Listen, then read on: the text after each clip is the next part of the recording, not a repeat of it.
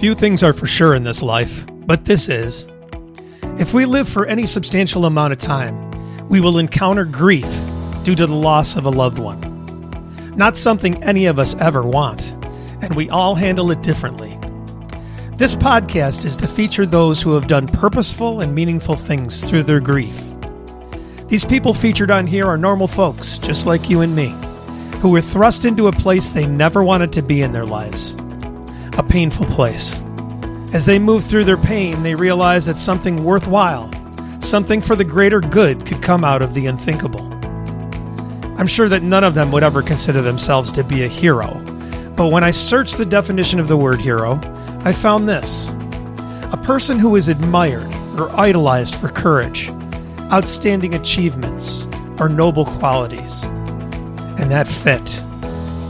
And so it's my privilege to bring you the remarkable stories of these heroes in grief. Hello, everybody. Welcome to the Heroes in Grief podcast. And today my guest is Andy Bohart from Denver, Colorado. Right, Andy? Yep, the Mile High City. The Mile High City. I spent some time out there, actually, back in high school. Between junior and senior year, I was in Granby, Colorado at a YMCA camp working out there. So beautiful country, no doubt about it. So it's great to have you.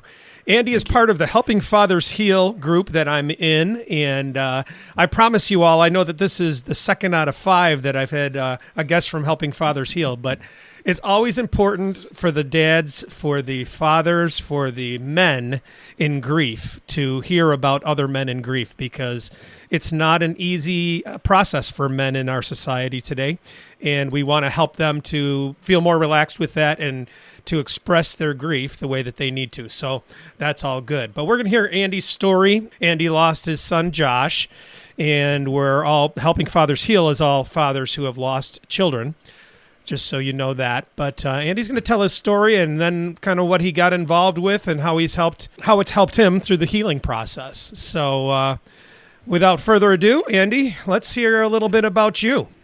Thanks, Tom. I certainly appreciate it. It's an honor to be on the podcast. And so I just thank you for giving me the opportunity to tell Josh's story.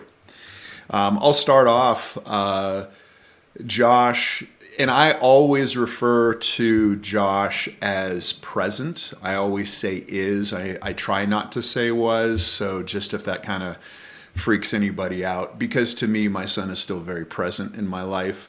Not physically, obviously, but, that I just feel a closeness, so I always say is. So Josh, when he passed, was 20 and a half years old. He had just bought a brand new used car, a new car to him, and he loved driving fast. He never quite listened to his mom or our advice in driving slow, and, 20-year-old's going to, stretch their wings and do what they want to do. So he gets this brand new car. It's a Crown Vic. It's an old police cruiser. So if you ever have any experience with that, they're very fast, but very squirrely. So long story short, in September 16th, 2019, it was not even 24 hours that he had the car. He decided to go for lunch. He got in his car. He sped down the street. It had just rained, and everybody knows what a slick road is like. And so he guns it around a corner.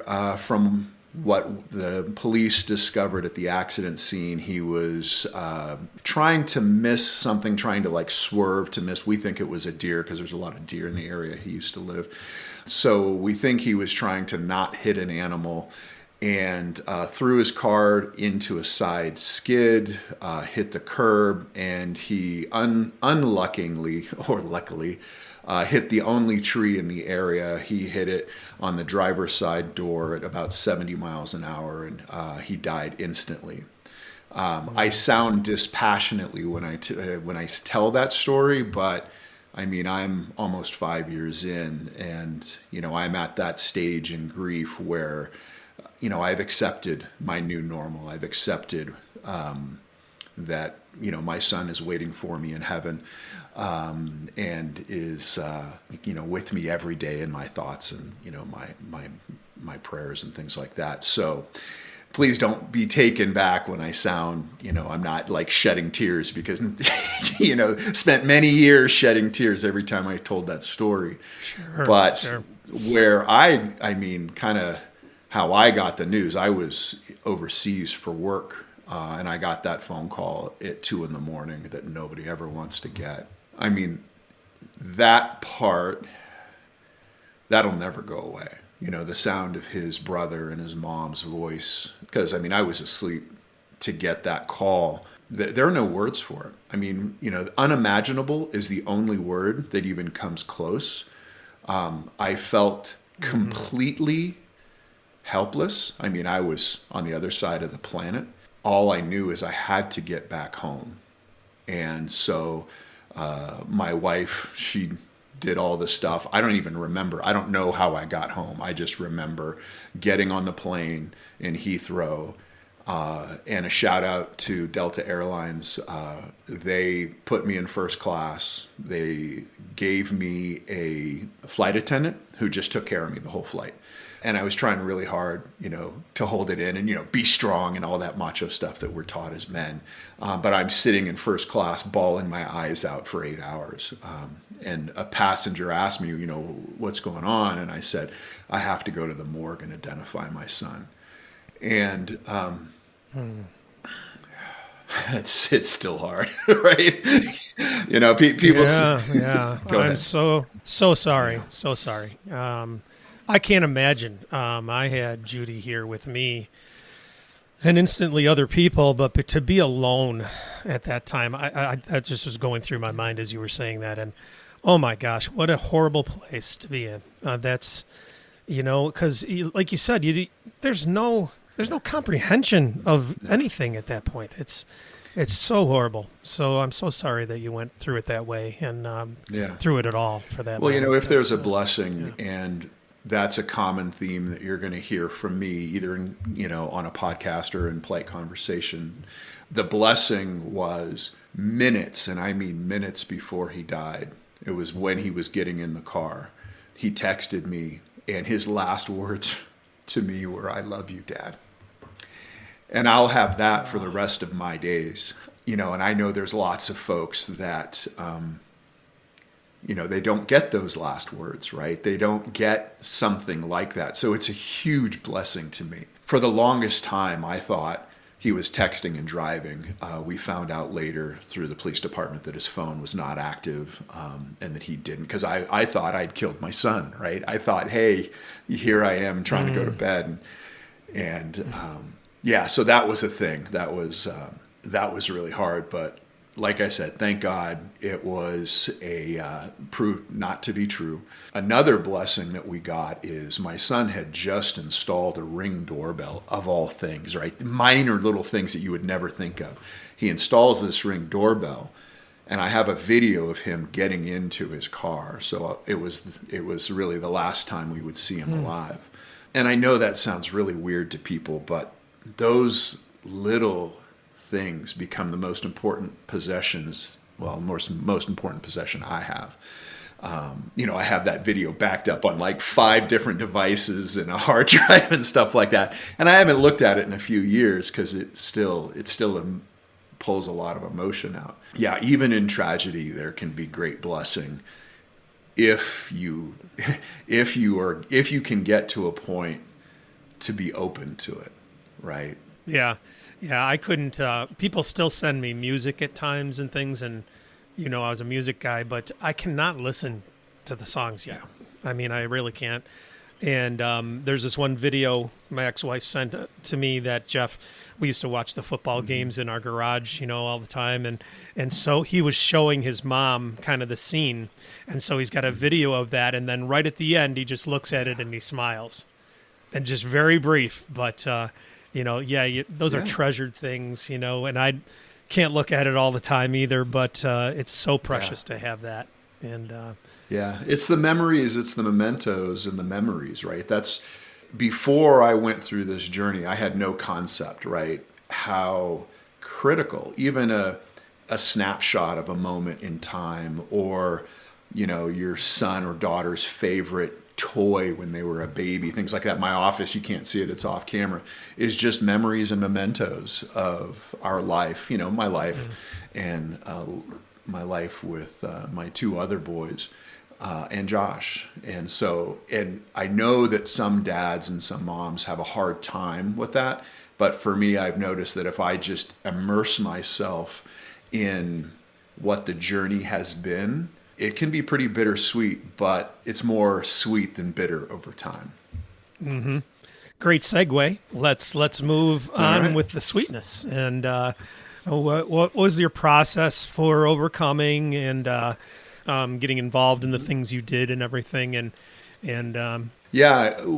Probably one of the most key components of my recovery was finding helping fathers heal. It had started maybe a year before. I'm not quite clear on the timeline, but it was really new. Mike Edwards had started it. Like I said, I don't remember how I found out about it, but I showed up one day. There was like 5 or 6 guys on the call, and I think I spent the entire time crying. I do remember on that call saying, I've done all this work and, I should be better and I should, now I look back and I'm like, you're an idiot, man. You're 6 months in, that's very raw, very new. My wife, Josh's stepmom, had lost her husband when she was young. She was a young widow. So she really helped me with navigating grief, in that she told me very early on, you grieve how you need to grieve. This is your journey. And there will be lots of people, herself included, that will come along and walk with you. But this is something you have to process and nobody can do it for you. Don't be strong. And that's the advice I give to all new dads. Don't bother about trying to be strong. Your strength is only going to get in the way of your healing. And I know that's our first response for men. Being weak, as it were, is one of the worst things we can be in our mindsets. But in reality, we've been broken and we've been broken open. Going back to helping fathers heal, I got to see that in action. I got to see other men like me that were further on in their journeys, crying openly, swearing openly, expressing anger, expressing frustration, all of these things that sometimes we can't do in the real world, right? We can't, yell or, hit a pillow. Probably shouldn't. Sometimes that just happens. Mm-hmm. But that helping fathers heal really was pivotal to me. And then also it introduced me to the resources that the larger organization helping parents heal have, the books and the videos and, just all of the resources. That helped me quite a bit. It helped me so much that I got involved.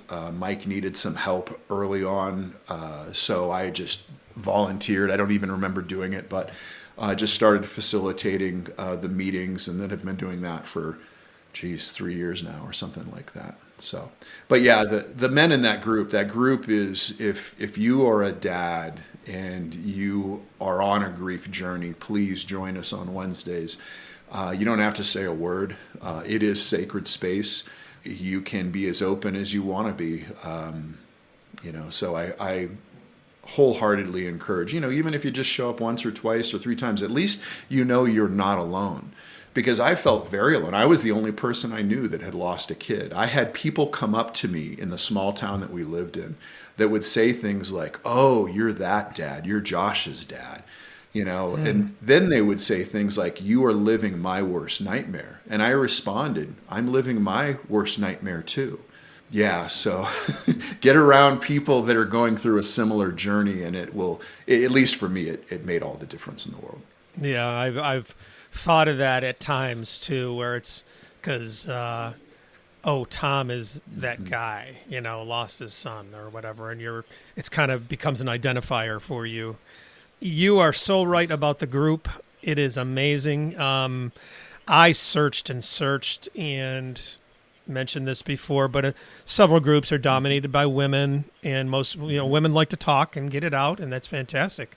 I'd sit there and say, yeah, but I needed to be in that fellowship too. And so wonderful. I can't remember how I found Helping Parents Heal either, and Helping Fathers Heal.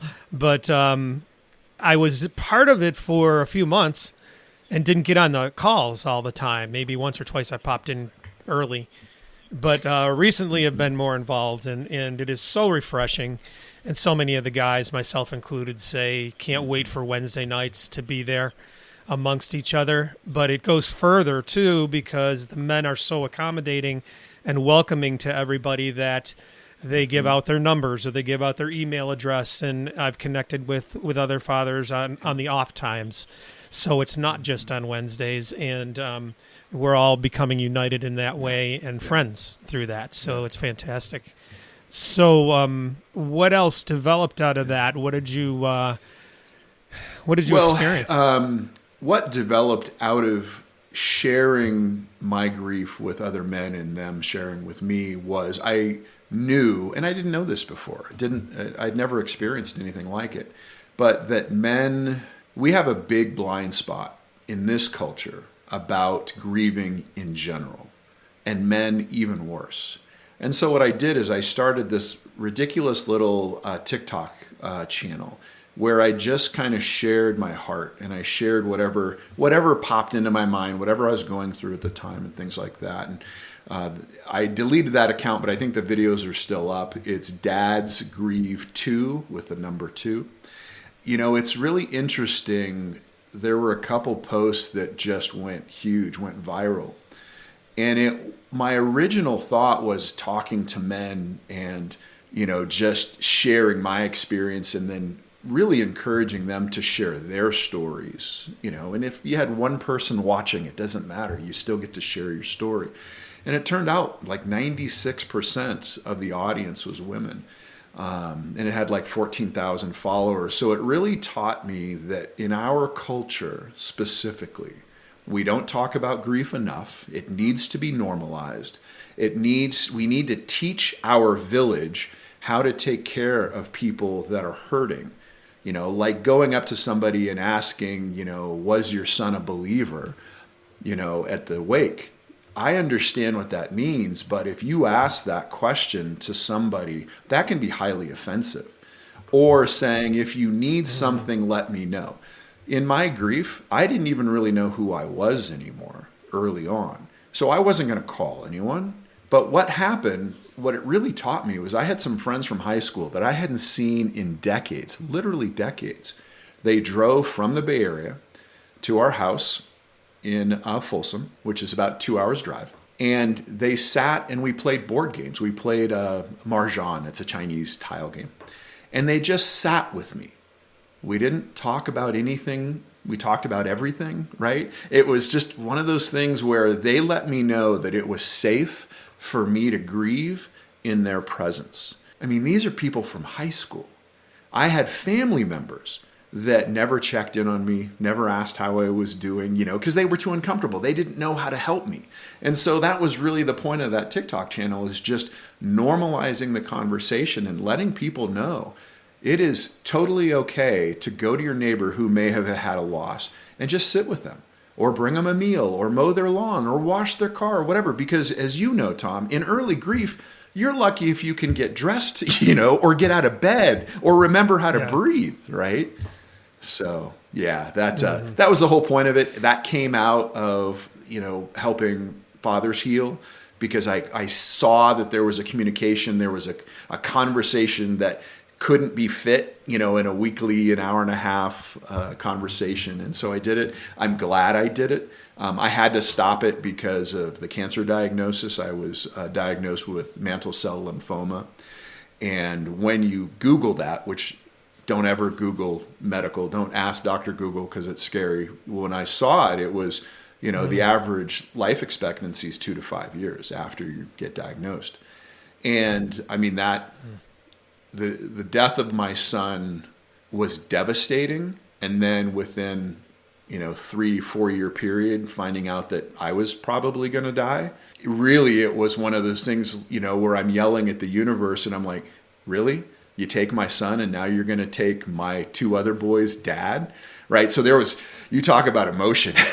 There was a lot of, and there still is. I'm 90 days post-treatment. I was diagnosed a year ago. I'm in total remission. I got in a clinical trial at MD Anderson in Houston, Texas. And so, just miracle upon miracle upon miracle I've been experiencing. So I'm in, gratitude, complete gratitude. But it's scary, right? All of it's scary. Losing your kid, dealing with mortality, dealing with life, in general, dealing with, just the days you have left. It's all, I'll be processing it for the rest of my life, but it's pretty brutal. And I wouldn't wish this on my worst enemy. Yeah. No. I want to hit on something. It was really neat. These things happen to us, and same with your cancer diagnosis and you processing that, and the death of a child.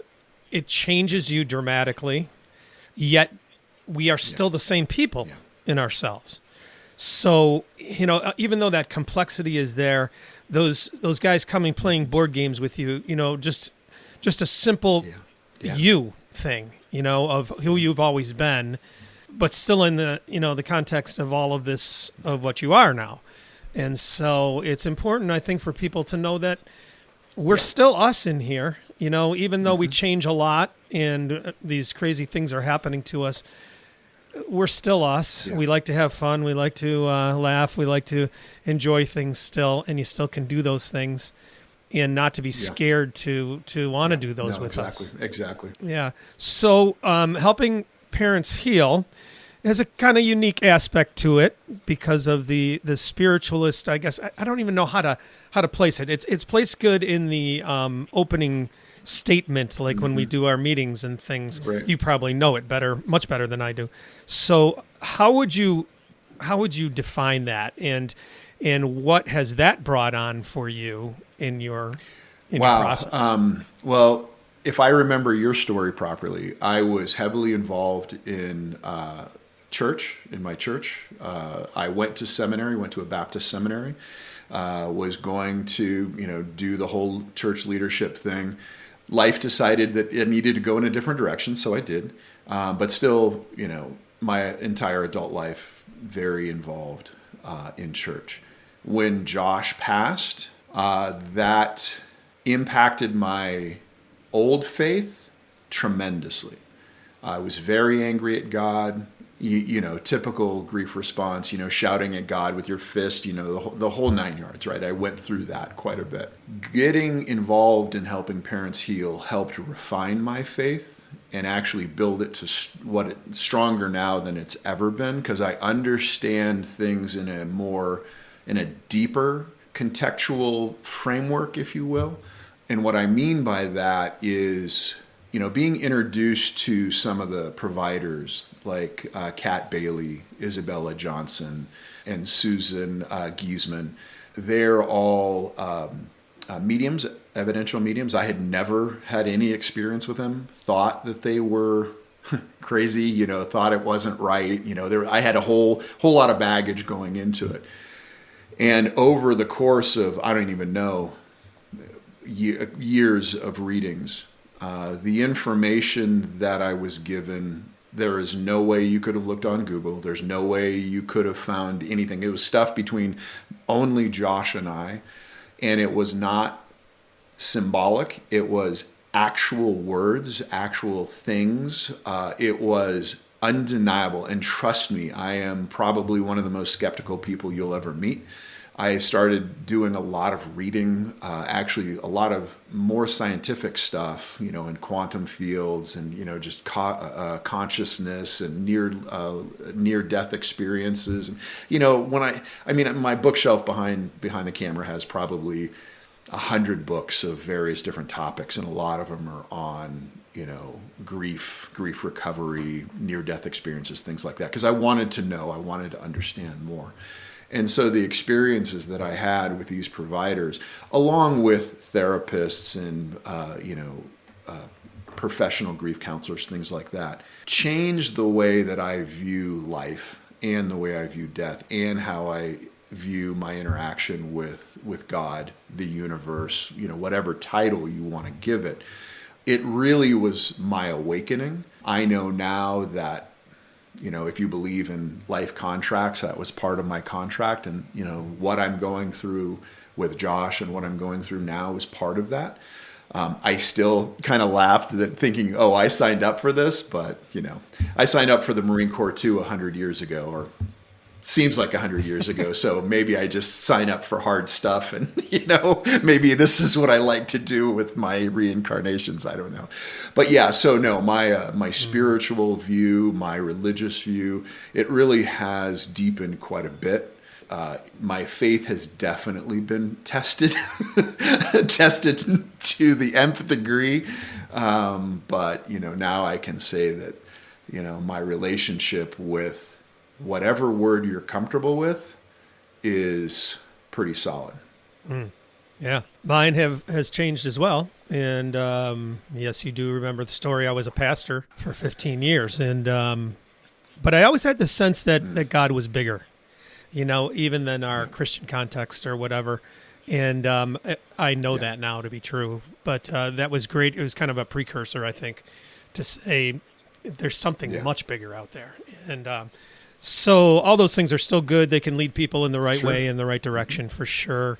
I don't agree with any of the dogma anymore, but, that's still, I don't discourage anybody. One of the most freeing things is that we're all on our own journey. And, it doesn't matter where you are. It's your place and your journey. So, the life contract thing and everything, that some people just cannot grasp that, and I understand. But this is Earth School. I believe that to be true. And so we try to navigate that as best we can.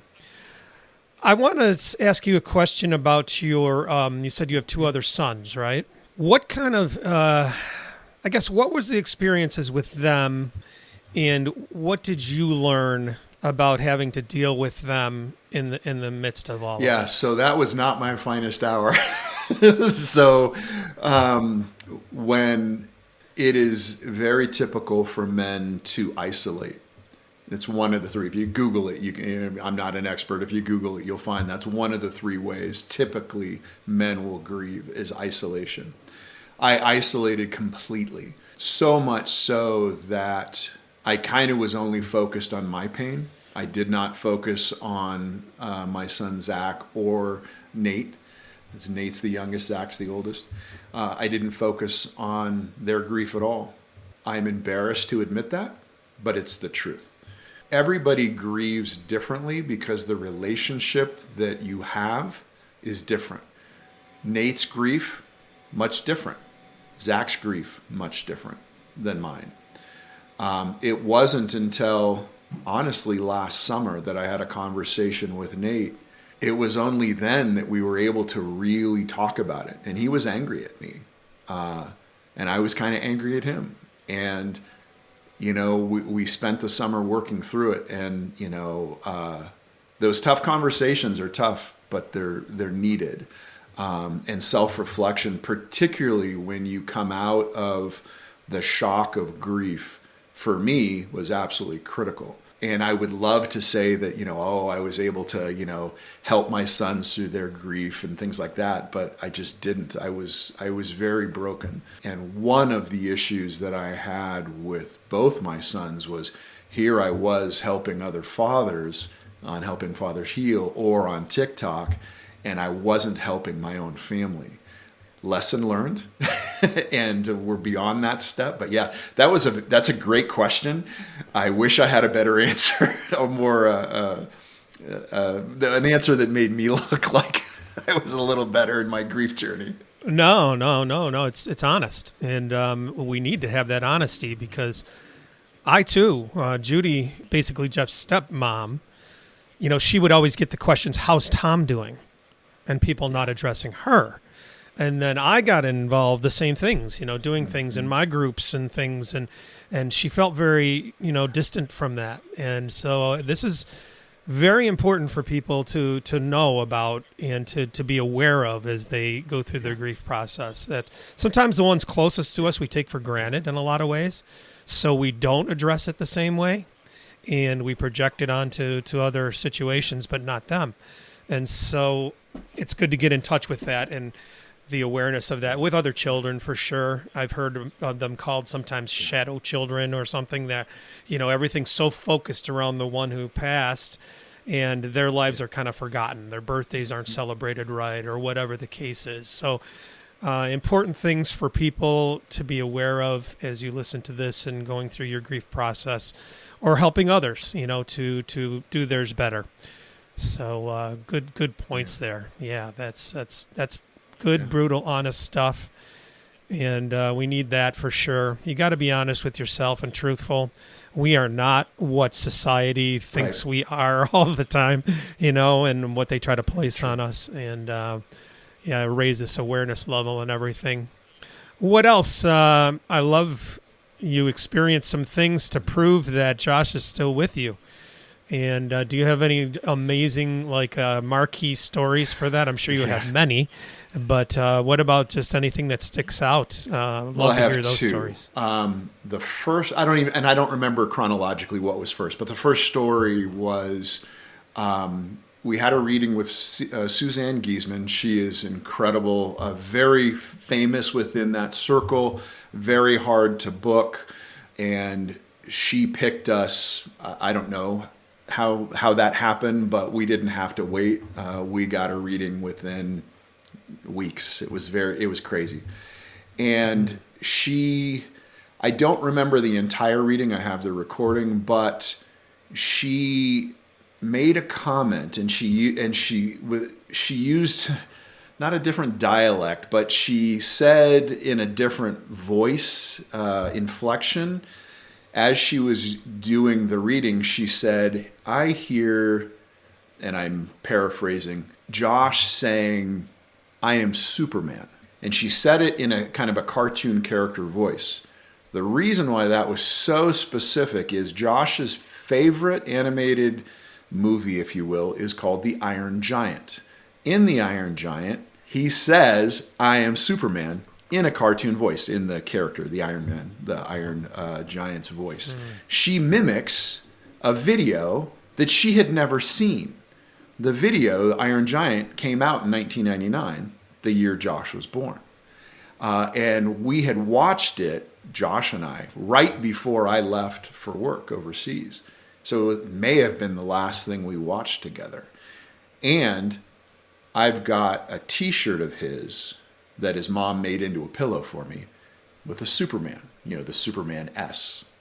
And so that was so specific. She had no concept. She had never seen it. She didn't know what she was saying, but both Josh's mom and myself knew exactly what she was saying. And the way she said it, if I played the recording and played the video, the voice is the same or very similar.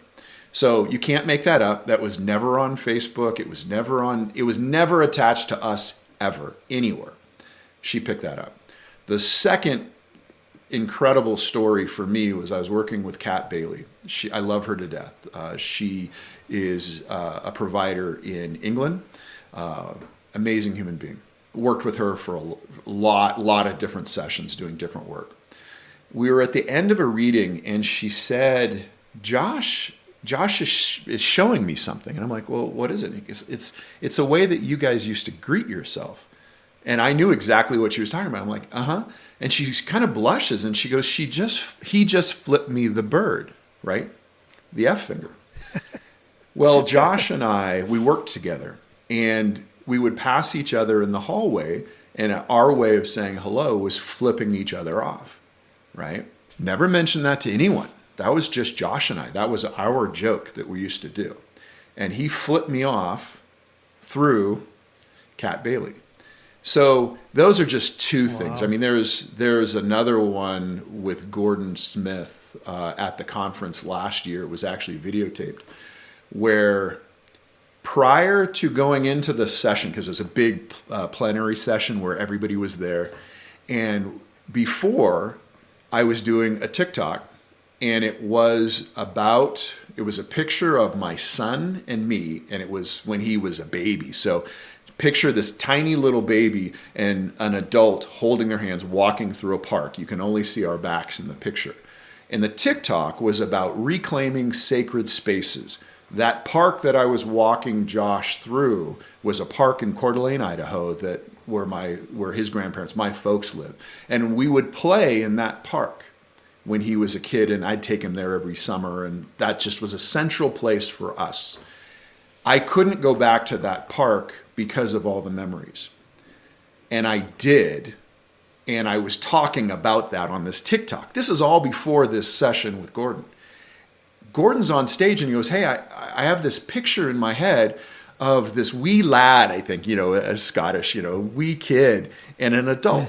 He was seeing the picture that I was just looking at. I hadn't posted the video on TikTok, not like he would even see that. But I hadn't even posted it yet, but I was working on it. And so he, in front of 900 people, was talking about it. And so you can't make these things up. It's not some symbolic thing like, oh, your child loves you and wants you to know they're okay. That you'll hear that stuff, and that to me doesn't mean anything. But when they get that specific on something that you were doing just minutes before, let's say half an hour before you actually hear that medium talk about it, it's insane. So yeah, those are the 3 stories. Love it. And yes, some terms for people if this is their first time hearing them. Evidential medium. That's exactly what you're talking about there. It's not the general sense like, oh, the general things, whatever. It's very specific and things that no way anybody could know. And that's evidence. That's evidential mediums. And Helping Parents Heal, just to clarify, is not a religious organization in any way. So I just want to get that out there for everybody too. We'll, of course, have the links to everything and that we're talking about here. So you'll have all that. So, Andy, what else, anything else that you are thinking about in general or whatever, want to get across to anybody?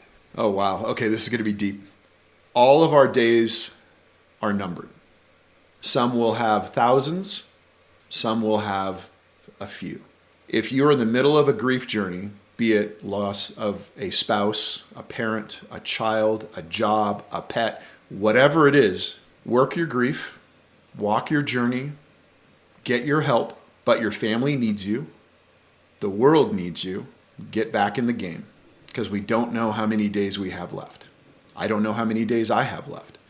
I could spend every day from this point till at some point when I go and hang out with Josh on the other side and touch no one, don't share this story, stay locked up in my house. It's the most comfortable thing I could do. But like I said, my family needs me, the world needs me, and needs you too. So bind your wounds, learn to carry your load. You will, you can. If I can do it, you can do it, and get back in the game. That's what I'd like to say. I can't add anything to that. That was fantastic. Beautiful. Yeah. Great sound bite. We're going to put that out there. Love it. I like it. All right. We're going to wrap it up, Andy. I think, I'm sure I say this all the time, but I'll probably have people back on and things, and I know we'll be talking more for sure. So great to hear your story. So great to hear about Josh. Maybe we'll end with that. Tell us a little bit more about Josh. Yeah, Josh was that kid in high school that would always befriend the lonely kid, like the new kid that nobody would eat with. Josh went out of his way to be friends with that kid. I didn't know that, right? Here I am, his dad, right? And we're supposed to be close, and I didn't know that that's who my kid was. And it wasn't until his wake that one of his friends came up to me and said, if Josh hadn't been my friend in high school, I would have had no friends, and I probably wouldn't be here today. So that's my kid, right? Wow. Yeah. An old soul that saw the need in other people. And as flawed as we all are as humans, he reached out to the most vulnerable and the most needy to be their friend. That's what makes me most proud of my son, Josh. Oh, that is fantastic. That is great. Pleasure to get to know him. That is great. Thank you, brother. I appreciate it. All right, Andy. I appreciate everything. Thank you so much. This has been energizing for me, and I love it. So Good way to end this day, I guess. Thanks so much. Thank you for listening to the Heroes in Grief podcast. If you'd like access to any of the links that we discussed in today's show, you can find them in the show notes. There's also a link there to support the podcast if you care to. And there is an email link for me there. I'd love to hear from you and your ideas about the show or what you thought about the show. You really can help out this podcast to get to more people if you subscribe, rate, or review it in whichever way your platform provides. Each week, Heroes in Grief is released on Sunday, so look for new episodes there. Thank you again for listening to Heroes in Grief.